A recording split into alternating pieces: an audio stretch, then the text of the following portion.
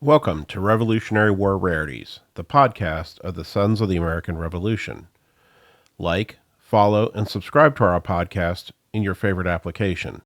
You can also follow our podcast at fastfunhistory.com. For education resources provided by the National Society Sons of the American Revolution, go to education.sar.org. And now, Revolutionary War Rarities.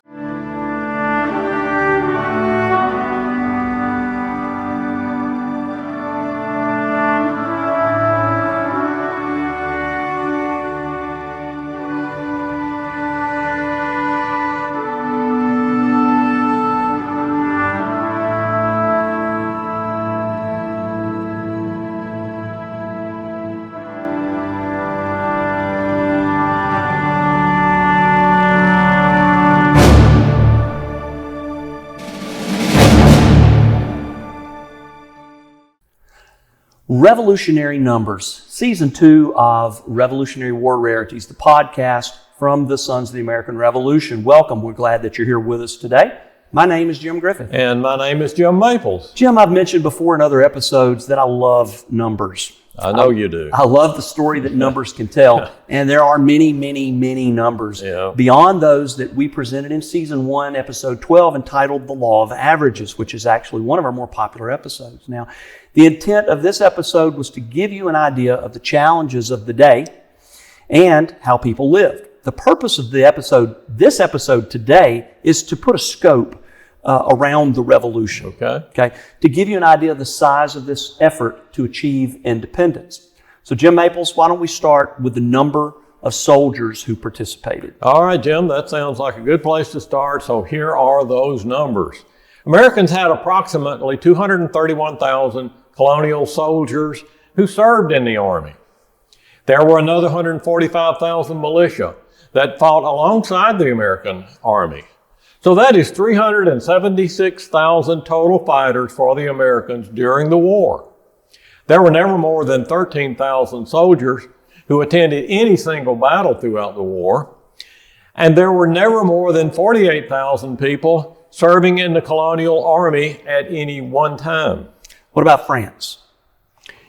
Jim, France had about 12,000 soldiers participating in the American Revolution in 1779. What about Spain? Well, Jim, Spain contributed another 7,500 soldiers to the American cause. And what about the British? Jim, on the British side, there were roughly 22,000 British soldiers, another 25,000 loyalists who fought with the British, and nearly 30,000 Hessian fighters who were hired out by the British. So that is the number of soldiers who served. Now let's look at the number of deaths. 6,800 Americans were killed. 6,100 Americans were injured. 20,000 Americans were taken prisoner. It is believed that approximately 17,000 American soldiers died due to disease. Some of that 17,000 that died, they died while they were prisoners of war. Approximately 2,500 Spanish fighters died, and 2,112 French died. A total of approximately 24,000 British died, and about 7,500 Hessians died. So now let's talk about the map of the revolution. How broad was the war? Who was involved? Jim, it's rarely understood that the American Revolution was actually a world war. Probably the first world war, and it involved Great Britain, France, Spain, the Dutch Republic, Jamaica, Gibraltar, and India. And Bermuda even played a role. Here's another key fact. If the American fight was all about liberty, then why would France and Spain join the fight? Was there some significant desire for France and Spain to see a republic like the United States come into existence? It's a good question, right? Yeah. Well, the answer to that is no. France and Spain were monarchies just like Great Britain. So there was no strong desire to see the formation of a republic. As a matter of fact, no one knew what the government might ultimately look like other than what existed at the point, which was still a very decentralized form of government. In fact, France and Spain wanted American independence because of money, not because of some fundamental belief in liberty. They wanted to open up the North America to trade, and knew that would be virtually impossible under the control of Great Britain. So American independence would do that for them. And just like today, many questions can be answered by simply following the money. So Jim, how long was the revolution? Well, it lasted 8 years, 4 months, and 15 days for a total of 3,059 days, or 100 months and 15 days. So what about money? How much did the war cost? Where did the money come from? And did the war have an impact on local taxes? Well, according to the Journal of the American Revolution, the cost of the war was $21.6 billion in 2010 dollars, or $30.2 billion in 2023 if you use the U.S. inflation calculator located at usinflationcalculator.com.